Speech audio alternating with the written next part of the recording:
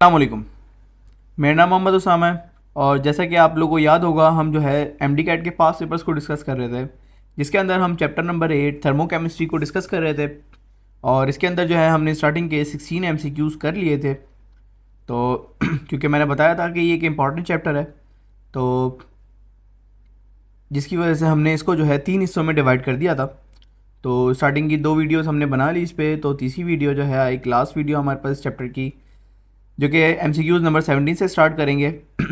और उससे पहले मेरी आप सबसे रिक्वेस्ट है कि अगर आप लोगों ने चैनल को अब तक सब्सक्राइब नहीं किया तो काइंडली जो है इसको सब्सक्राइब कर दें, ताकि आने वाली जितनी भी वीडियोज़ हैं वो आप तक पहुंच सकें।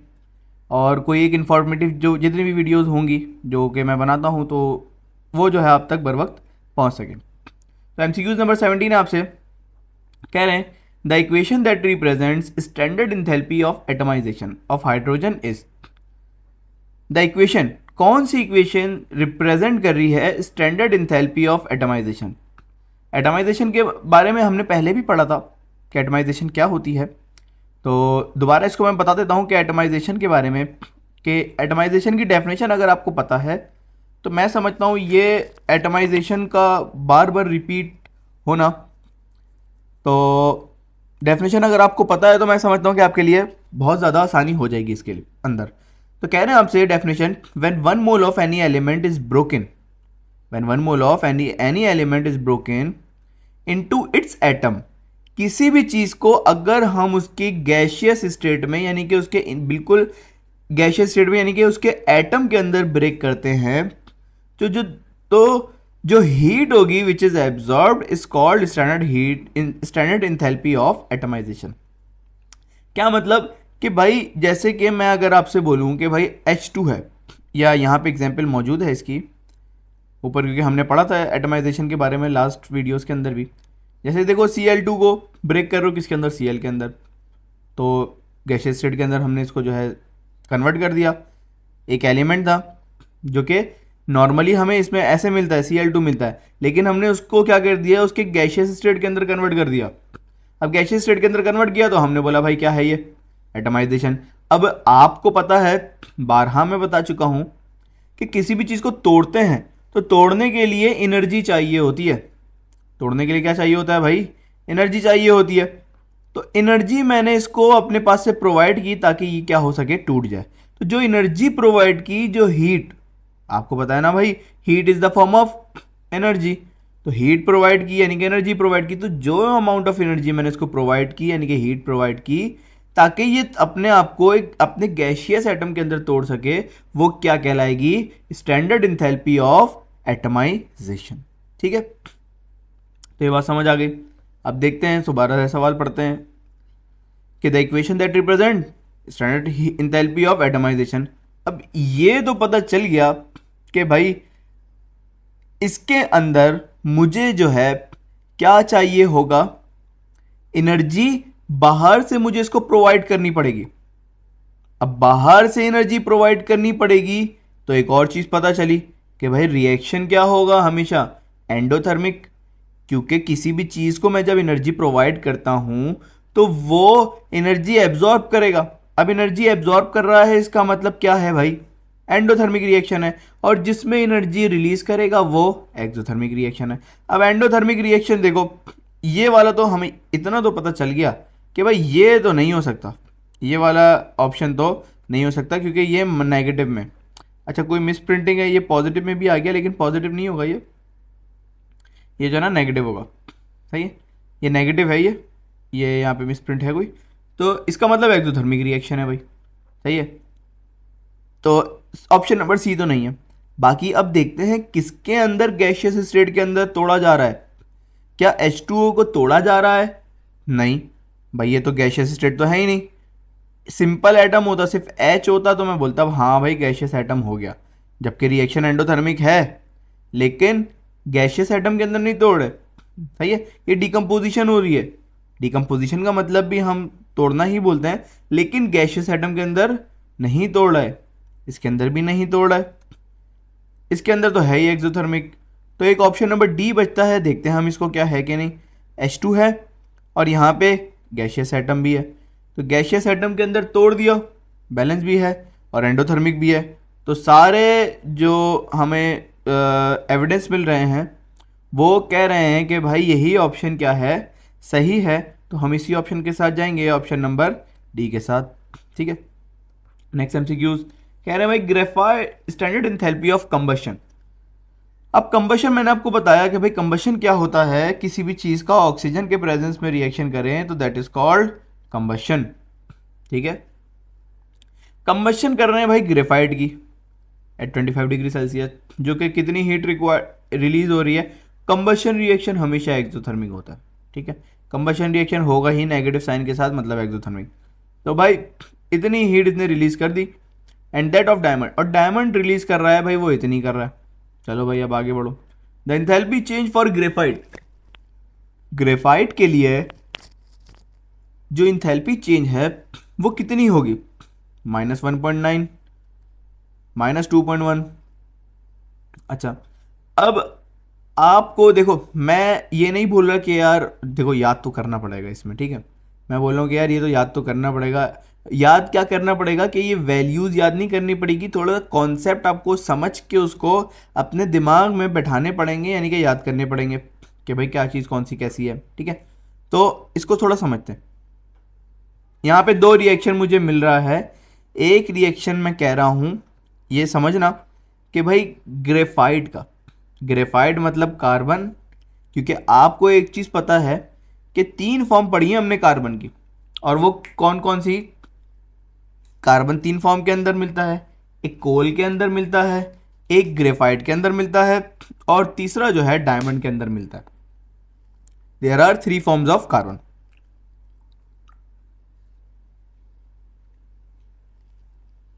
अच्छा, अब 3 फॉर्म हो गई कार्बन की, ये भी एमसीक्यूज के लिए इंपॉर्टेंट होती हैं सारी चीज़ें। तो जो चीज़ें मैं कोशिश करता हूँ कि जो चीज़ें आ रही हैं तो उसके साथ साथ कोई चीज़ लिंक करती है तो वो भी आपको शेयर कर देता हूँ। ठीक है, अच्छा, तो ग्रेफाइट का कंबशन रिएक्शन किया तो जाहिर है कंबशन रिएक्शन में कार्बन को ऑक्सीजन के साथ रिएक्शन करूंगा तो भाई कार्बन डाइऑक्साइड प्रोड्यूस करेगा। सही है, तो इतनी चीज़ें आपको पता होनी चाहिए, इतने कॉन्सेप्ट आपको पता होने चाहिए कि कंबशन रिएक्शन क्या होता है, ऑक्सीजन के प्रेजेंस में रिएक्शन, और बनेगा क्या भाई कार्बन डाइऑक्साइड। डायमंड के अंदर भी क्या बनेगा भाई, कार्बन डाइऑक्साइड ही बनेगा।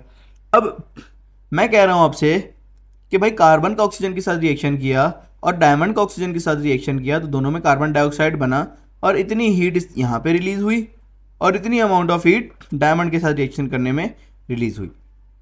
अब मैं बोल रहा हूँ कि भाई दोनों को मैंने सब्ट्रैक्ट करवा दिया, ऊपर वाले रिएक्शन को नीचे वाले रिएक्शन से सब्ट्रैक्ट करवा दिया। क्योंकि क्यों सब्ट्रैक्ट करवाया, क्योंकि देखो कह रहे हैं standard enthalpy change for graphite. Enthalpy change मुझे बताना है किसका, ग्रेफाइट का बताना है। तो ग्रेफाइट मुझे यहां पे सिर्फ ग्रेफाइट जो है यहां पे चाहिए, कहां पे, रिएक्टेंट के अंदर, जिसका मुझे इंथैल्पी चेंज बताना होता है मैं उसको रिएक्टेंट के अंदर लाने की कोशिश करूंगा। तो मैंने क्या किया, 2 इक्वेशन बनाई जो कि कंबशन रिएक्शन है ना भाई।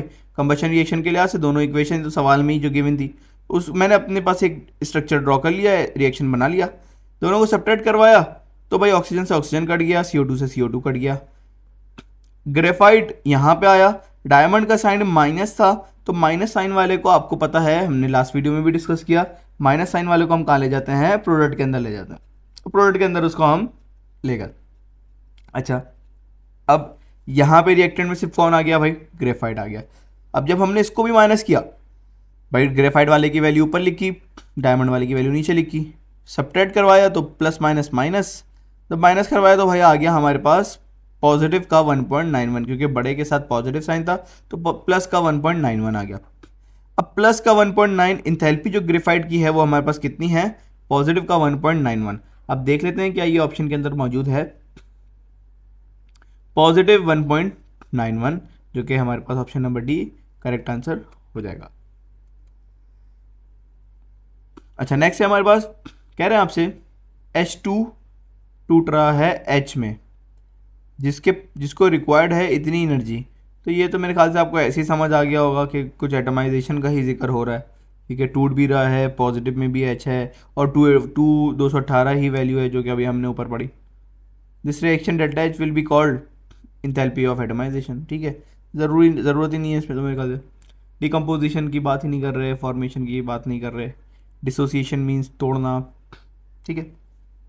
अच्छा, Mg+O2, मैग्नीशियम मिल रहा है ऑक्सीजन के साथ, तो हीट रिलीज हो रही है 692 की।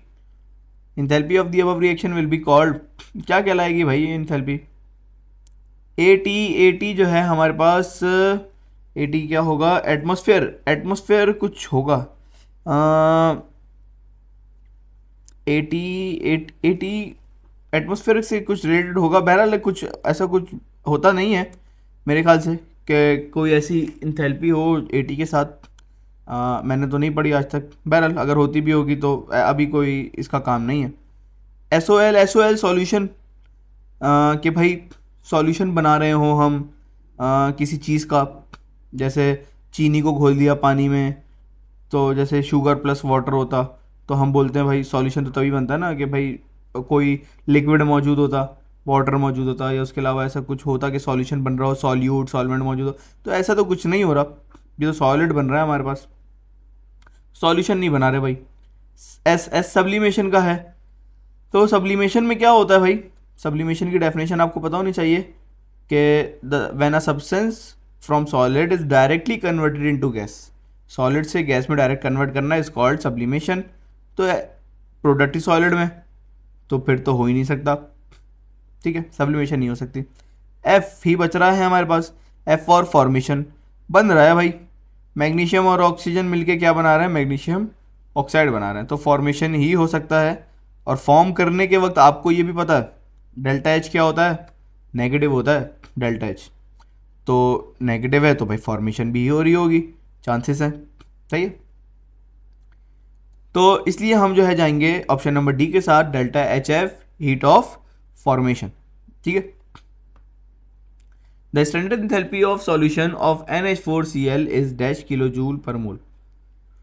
अच्छा भाई, द स्टैंडर्ड एंथैल्पी कह रहे हैं सॉल्यूशन की, एक सॉल्यूशन कह दिया आपको, ये थोड़ा समझना कि भाई सॉल्यूशन कह रहे हैं किस चीज़ का है? NH4Cl, कितनी स्टैंडर्ड एंथैल्पी होगी?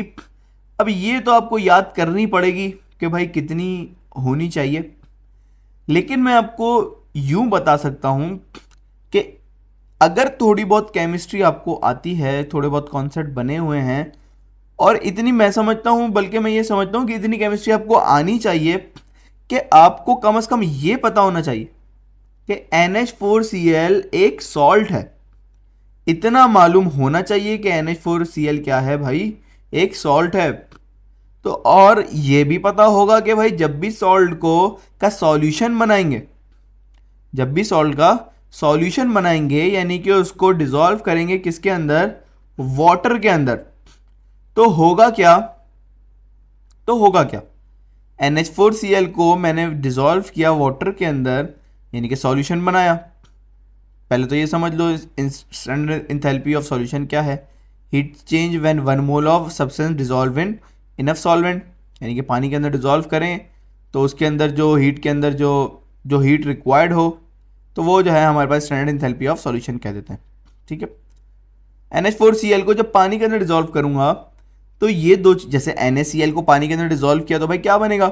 Na पॉजिटिव आइंस और Cl नेगेटिव आइंस। तो इसी तरह NH4Cl को जब पानी के अंदर डिसॉल्व करूंगा तो क्या बनेगा?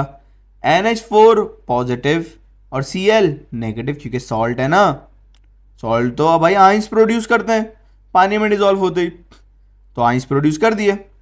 अब जब आइंस प्रोड्यूस कर दिए यानी कि अपने आप को तोड़ लिया, और तोड़ने की बात आ गई तो भाई एनर्जी रिलीज होगी या फिर एब्जॉर्ब होगी?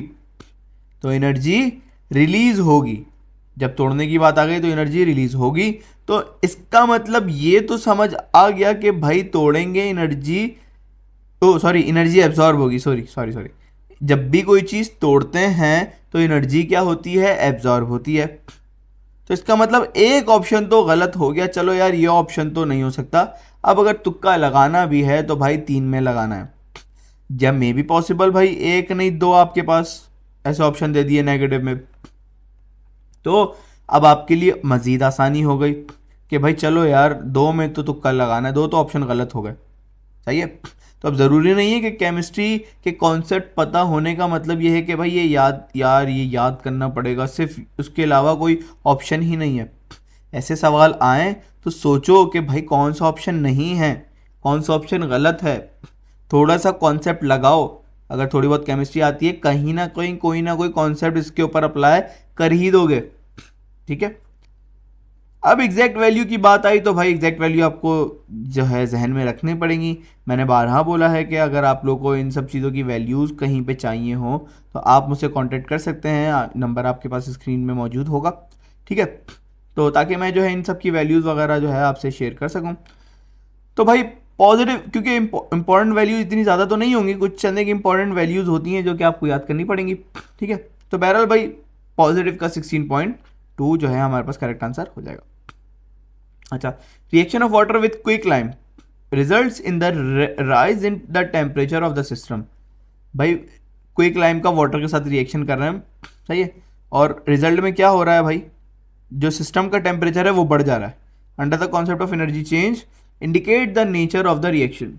नेचर रिएक्शन का भाई कैसा होगा, भाई रिएक्शन का सॉरी सिस्टम का टेम्परेचर बढ़ रहा है। मैं बोल रहा हूँ कि भाई सिस्टम का टेम्परेचर कब बढ़ेगा, जब हीट एब्जॉर्ब होगी या रिलीज होगी।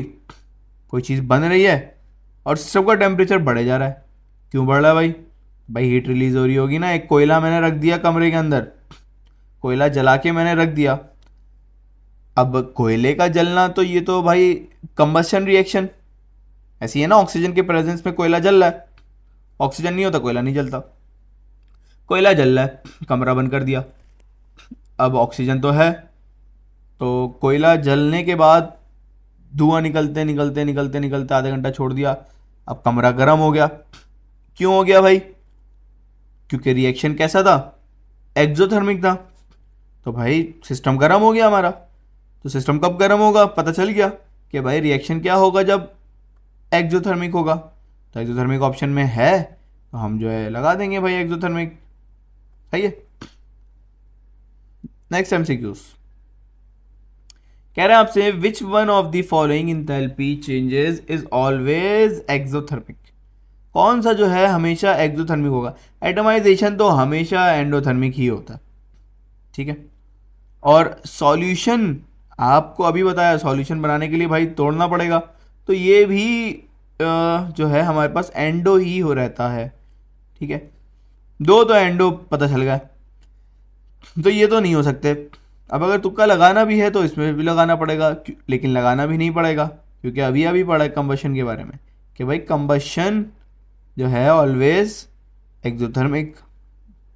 तो कंबशन की बात आ गई तो भाई exothermic reaction. Enthalpy of fusion, fusion कहते हैं कि भाई सॉलिड से लिक्विड के अंदर कन्वर्ट हो जाना, is called fusion.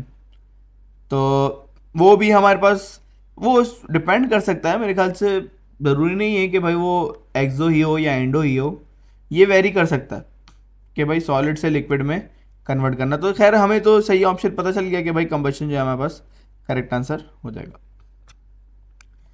Which of the equation shows the same twice the enthalpy change of neutralization as the basic equation. Neutralization में एक मशहूर ज़माना रिएक्शन पढ़ा ही होगा न्यूट्रलाइजेशन के अंदर, जिसके अंदर हम पढ़ते हैं कि भाई HCl को मिलाओ NaOH के साथ तो NaCl प्रोड्यूस होगा, H2O प्रोड्यूस होगा। अच्छा, जो चीज़ें यहाँ पे आपको मिले या जो चीज़ें मैं आपको बताता जाऊँ कॉन्सेप्ट वाइज, आप नोट करेंगे उसको अपने पास इसी तरीके से ताकि आपको जो है फ़ायदा हो सके। तो भाई आपको पता है नमक और वाटर मिलेगा। अब न्यूट्रलाइजेशन में जो मेन प्रोडक्ट होता है वो हमारे पास वाटर होता है, NaCl थोड़ी है। यहाँ पे HCl की जगह KBr यूज़ कर लिया मैंने, भाई KBr यूज़ कर लिया या KCl यूज़ कर लिया, तो यहाँ पे क्या मिल जाएगा हमें, ओ सॉरी मतलब KCl तो न्यूट्रलाइजेशन फिर नहीं होगी। मैंने यहाँ पे यूज़ कर लिया जैसे कि KOH यूज़ कर लिया। ठीक है। तो KOH यूज़ कर लिया तो यहाँ पे मुझे मिल जाएगा भाई KCl मिल जाएगा, दूसरा सॉल्ट मिल जाएगा। लेकिन भाई हमने तो ये पढ़ा ना सॉल्ट प्लस वाटर, अब सॉल्ट कोई भी मिले चेंज वेरी हो सकता है। लेकिन यहाँ पे हमें वाटर ही मिलेगा। ये तो वेरी कर सकता है, लेकिन ये वाटर तो न्यूट्रलाइजेशन के अंदर पता चला कि भाई न्यूट्रलाइजेशन के अंदर जो मेन फोकस होता है वो किस पे होता है, वाटर पे होता है। तो अब वाटर पे मेन फोकस है इसका, तो neutralization is basis on the water. तो कह रहे हैं कि भाई कौन से रिएक्शन में जो है डबल हो रही है the enthalpy change of neutralization as the basic equation. ये रही बेसिक इक्वेशन, बेसिक का डबल भाई फोकस किस पे, वाटर पे, न्यूट्रलाइजेशन में फोकस वाटर पे। अब वाटर को डबल कहाँ पे कर रहे हैं भाई, कि देखते हैं कैसे डबल हो रहा है भाई। वाटर वाटर वाटर ही है, वाटर वाटर ही है, वाटर वाटर ही है। 2H2 यहाँ पे, चलो नंबर ऑफ मोल्स, हाँ ये हो सकता है कि भाई नंबर ऑफ मोल्स के लिहाज से हमने डबल कर दिया। तो ये यही ऑप्शन दिख रहा है हमें कि जिसके अंदर वाटर जो है यानी कि न्यूट्रलाइजेशन की इंथैल्पी जो चेंज है वो क्या हो रही है भाई, डबल हो रही है, क्योंकि वाटर इसमें क्या हो रहा है, डबल हो रहा है। तो ऑप्शन नंबर डी हमारे पास करेक्ट आंसर हो जाएगा। Which enthalpy change is relevant in the following process. कौन सा इंथैल्पी चेंज जो है रेलेवेंट है इस प्रोसेस के अंदर। एटमाइजेशन, अच्छा कह रहे हैं ये रहा रिएक्शन, सॉलिड से कन्वर्ट हो रहा है गैशियस स्टेट के अंदर। तो अब गैशियस स्टेट के अंदर कन्वर्ट हो रहा है, तो आपको पता है कि भाई कोई भी चीज़ गैशियस स्टेट के अंदर कन्वर्ट हो जाती है तो वो एटमाइजेशन कहलाती है, ठीक है। अच्छा यहाँ पे ना एक और चीज़ समझ लो, एक और ऑप्शन हो सकता था अगर होता, और वो था सब्लिमेशन का, क्योंकि सॉलिड से कन्वर्ट हो जाना गैस के अंदर इज कॉल्ड, डायरेक्टली कन्वर्ट हो जाना गैस के अंदर इज कॉल्ड सब्लिमेशन। तो सब्लिमेशन यहाँ पे ना रखने की वजह ही यही थी कि अगर सब्लिमेशन भी दे देते और एटमाइजेशन भी दे देते तो फिर दोनों ही ऑप्शन करेक्ट होने के चांसेस थे। तो इसलिए यहीं पे एक ऑप्शन दिया कि भाई एटमाइजेशन का, कि भाई गैशियस स्टेट के अंदर कन्वर्ट हो रहा है, अभी हमने पढ़ा है कि भाई गैशियस स्टेट के अंदर कन्वर्ट होगा तो जो है एटमाइजेशन ही होगी, ठीक है। वेपराइजेशन आपको पता है लिक्विड से गैस के अंदर कन्वर्ट होना। फ्यूजन आपको अभी बताया कि भाई वो सॉलिड से लिक्विड के अंदर कन्वर्ट होना। और ये कोई किसी स्टेटमेंट का किसी चीज़ का नाम है, अभी मेरे जहन में नहीं आ रहा, लेकिन हमें ये समझ आ गया कि भाई ये जो है क्या है, ठीक है। ये आपकी सिंध बोर्ड के अंदर तो नहीं मिलता है ऐसा कोई ऑप्शन, तो बहरहाल मे भी पॉसिबल किसी फेडरल बोर्ड से कोई चीज़ ली गई हो, ठीक है। अच्छा, ये अगर पुरानी उसमें कोई मौजूद हो सिलेबस के अंदर तो वो मैं कह नहीं सकता, ठीक है। तो ये जो है तीन चीज़ें हमें समझ आ रही हैं कि भाई तीन चीज़ों में से एटमाइजेशन ही करेक्ट आंसर होगा। तो बस करेक्ट आंसर मिल गया और बाकी दो चीज़ें समझ आ गई तो हमारे लिए इतना काफ़ी है, ठीक है। अच्छा भाई नेक्स्ट MCQ कह रहे हैं आपसे, the given diagram shows the enthalpy change.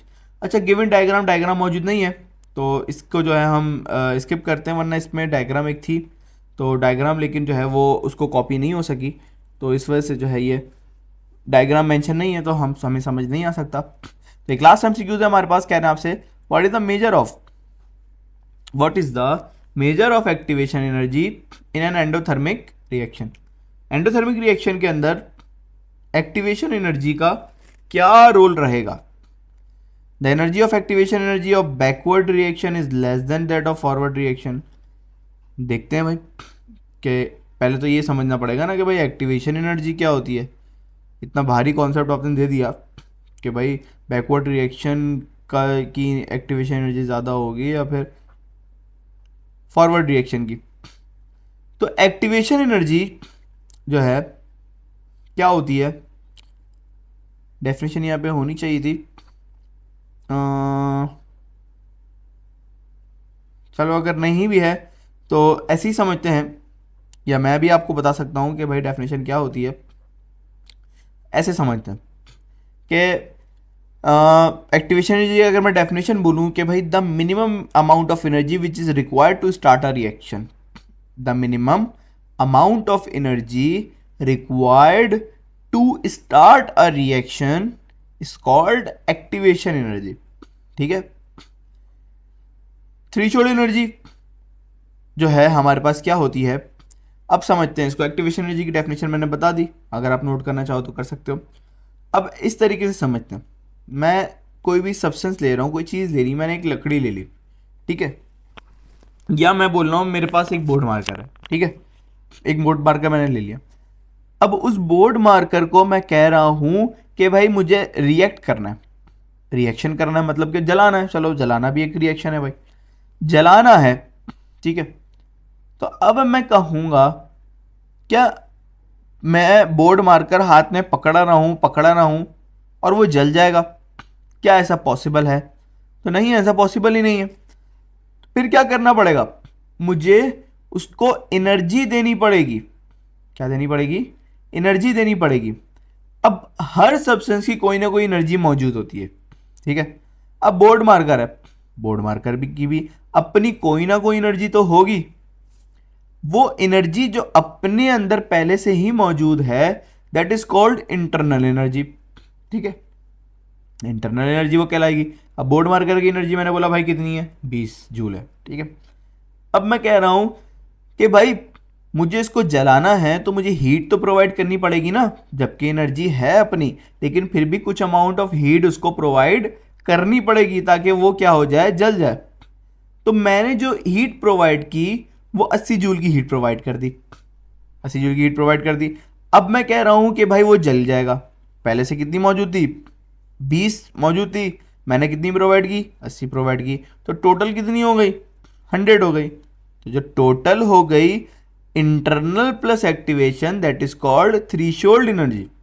वो क्या कहलाएगी, थ्रीशोल्ड एनर्जी कहलाएगी। मैंने कितनी प्रोवाइड की वो कहलाएगी एक्टिवेशन एनर्जी, जो पहले से मौजूद थी वो इंटरनल एनर्जी, ठीक है। 100 पे जाके वो टोटल जल गया। ये बात समझ आ गई कि भाई activation energy minimum amount of energy which is required to start a reaction, reaction start करने के लिए जो एनर्जी रिक्वायर्ड है वो that is called activation energy. और internal plus activation is called 100 जो थ्रीशोल्ड एनर्जी, ठीक है। अब मैं आपसे कह रहा हूं कि भाई मुझे बताओ, सवाल दोबारा पढ़ते हैं, what is the measure of activation energy in an endothermic reaction. Endothermic reaction के अंदर एक्टिवेशन एनर्जी का क्या अमल दखल होगा? अब ये बात समझो, in endothermic reaction the product have higher energy. Product की एनर्जी क्या होगी, ज्यादा होगी। किसके अंदर, एंडोथर्मिक के अंदर। अब कैसे? मैं बोल रहा हूं आपसे कि भाई मैंने जो है एनर्जी दी, क्योंकि एनर्जी एब्जॉर्ब करता है ना, कोई भी चीज़ है उसकी 80 जूल की एनर्जी है। अब मैं बोल रहा हूँ भाई एंडोथर्मिक है, तो इसका मतलब एनर्जी क्या करेगा, एब्जॉर्ब करेगा। और मैंने जो एब्जॉर्ब करवाई वो कितने की थी भाई, 20 जूल की। 20 जूल की इसको एब्जॉर्ब करवा दी, जो भी चीज़ है मेरे पास, उसकी असल में एनर्जी थी 80, मैंने कितनी एब्जॉर्ब करवा दी, 20 की एब्जॉर्ब करवा दी, तो टोटल कितना हो गया भाई, 100 हो गया। तो इसका मतलब ये बात समझ आ गई ना कि प्रोडक्ट हैव हायर एनर्जी, तो प्रोडक्ट की एनर्जी क्या होगी, हायर होगी, क्योंकि मैं उसकी तो पहले से एनर्जी थी, लेकिन मैंने मजीद एंडो था तो मैंने एनर्जी एब्जॉर्ब करवाई 20 जूल की, तो वो 100 हो गई, ठीक है। तो प्रोडक्ट की एनर्जी क्या है भाई, ज्यादा है। तो ज्यादा है, तो अब मुझे बताओ कि भाई जब 80 जूल की एनर्जी थी और वो उसको एक्टिवेशन एनर्जी मैंने मतलब बाहर से एनर्जी जो प्रोवाइड की वो कितने की 20 की, मतलब एक्टिवेशन एनर्जी कितनी दी मैंने उसको, 20 जूल की एक्टिवेशन एनर्जी दी। तो 100 पे वो क्या हो गया भाई, रिएक्शन उसने स्टार्ट कर दिया, ठीक है। तो 20 जूल की एक्टिवेशन एनर्जी मुझे लगी कहाँ पे, रिएक्टेंट के अंदर, ताकि वो रिएक्शन क्या कर सके, स्टार्ट कर सके। अब जब वापसी आ रहा हूं, जब प्रोडक्ट से रिएक्टेंट बना रहा हूं, तो रिएक्शन तो कैसा होगा भाई, एक तरफ एंडो होता है तो दूसरी तरफ एक्सो होता है, ठीक है। अब रिएक्शन स्टार्ट हो रहा था भाई 100 पे, तो ये तो ऑलरेडी 100 है, इसका मतलब एक्टिवेशन एनर्जी मुझे कितनी देनी पड़ेगी, बिल्कुल भी नहीं देनी पड़ेगी, क्योंकि 100 पे तो रिएक्शन कर रहा था वो, तो 100 पे रिएक्शन कर रहा था ना, तो मुझे एक्टिवेशन एनर्जी कितनी देनी पड़ेगी, बिल्कुल भी नहीं देनी पड़ेगी। हाँ अगर देखो मैं कह रहा हूँ कि 19-20 होता है, ठीक है, 19-20 हो गया, 99 हो गया, 98 हो गया, वो एक मतलब ये तो हम अज्यूम कर रहे हैं ना, लेकिन एक्चुअल में तो 1-2 जूल मैंने बोला भाई, 1-2 जूल की एक्टिवेशन एनर्जी देनी पड़ेगी, लेकिन उतनी नहीं देनी पड़ेगी कि जितनी मैंने रिएक्टेंट में दी थी, 20 जूल, ठीक है। 1-2 जूल की मैंने एनर्जी उसको दे दी, तो एक्टिवेशन एनर्जी यहाँ पे 2 जूल, यहाँ पे मैं कह रहा हूँ 20 जूल। तो बैकवर्ड जब जा रहा हूं तो एक्टिवेशन एनर्जी कम है एज कंपेयर टू द जब मैं फॉरवर्ड जा रहा था। फॉरवर्ड जा रहा था तो 20 जूल की एनर्जी थी, बैकवर्ड जा रहा हूँ तो 2 जूल की एनर्जी है। तो बैकवर्ड डायरेक्शन की जो है हमारे पास एनर्जी क्या है, एक्टिवेशन एनर्जी क्या है, कम है as compare to the forward direction. तो अब समझते हैं भाई what is the measure of activation energy in an endothermic reaction. Activation energy भी समझ आ गई, एंडोथर्मिक के अंदर भी समझ आ गई। देखते हैं भाई क्या क्या ऑप्शन है। The energy of activation of backward reaction is less than of forward reaction. ये बात तो सही है, यही है कि भाई the energy of activation energy of backward is less, backward की लेस होगी किससे, as compare to the forward direction. ठीक है, ये बात तो सही है, बाकी ऑप्शन देख लेना। The energy of backward reaction is more, backward की तो मोर हो नहीं सकती।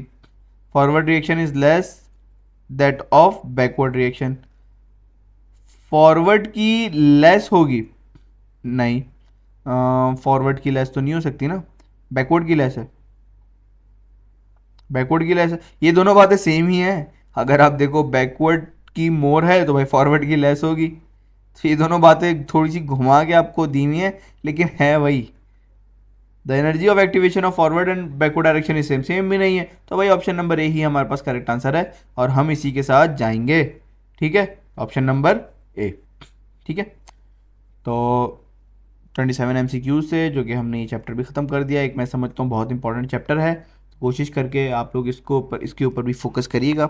बाकी आपको इस हवाले से कोई भी मुश्किल कोई परेशानी हो, क्योंकि मुझे मालूम है 26 तारीख को आप लोग के जो है MD के पेपर हैं, बहुत कम टाइम रह गया है।